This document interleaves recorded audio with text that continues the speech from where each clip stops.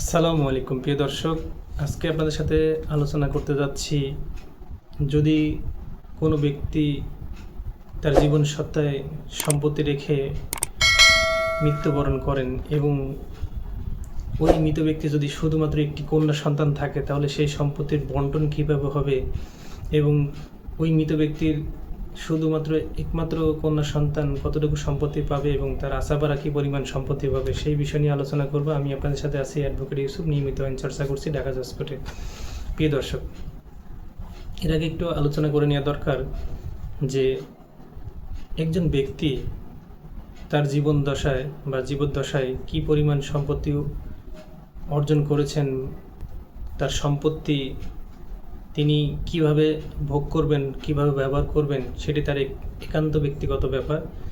তিনি হোক সেই সম্পত্তি ক্রয় সূত্রে, দান সূত্রে অথবা ওসিয়ত সূত্রে, যেই সূত্রে তিনি সম্পত্তি পাক না কেন, তার জীবন দশায় তিনি তার সম্পত্তি যেইভাবে খুশি সেইভাবে ব্যবহার করতে পারবেন, এতে কেউ বাধা দিতে পারবে না।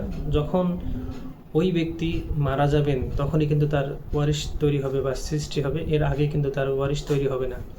তো অবশ্যই একজন মানুষ মৃত্যুবরণ করার পরই তার ওয়ারিশ তৈরি হয়।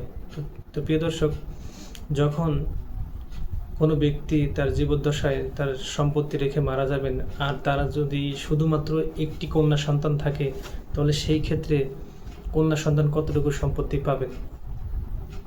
প্রিয় দর্শক, এর আগে একটু আলোচনা করে নিই যে যদি শুধুমাত্র মৃত ব্যক্তির একটি কন্যা সন্তান থাকে, তিনি মৃত ব্যক্তির মোট সম্পত্তির অর্ধেক পাবেন। আর অর্ধেক কারা পাবেন, এটি হলো মূল বিষয়।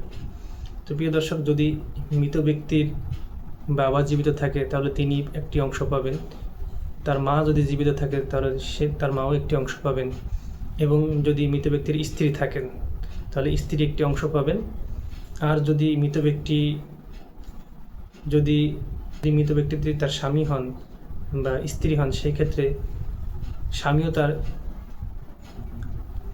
সম্পত্তি থেকে একটি অংশ পাবেন।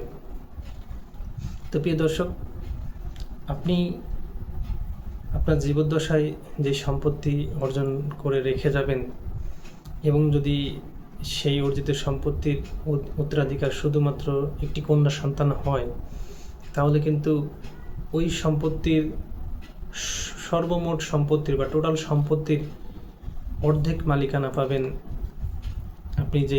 আপনার যে একমাত্র কন্যা সন্তান আছে, তিনি অর্ধেক সম্পত্তির মালিক হবেন। আর বাদ বাকি যারা আসাবা হিসেবে আছেন তারা কিন্তু এই সম্পত্তির মালিক হবেন। তো প্রিয় দর্শক, আপনারা হয়তোবা বুঝতে পেরেছেন যে যদি শুধুমাত্র মৃত ব্যক্তির একটি কন্যা সন্তান থাকে তাহলে টোটাল বা মোট সম্পত্তির অর্ধেক পাবেন।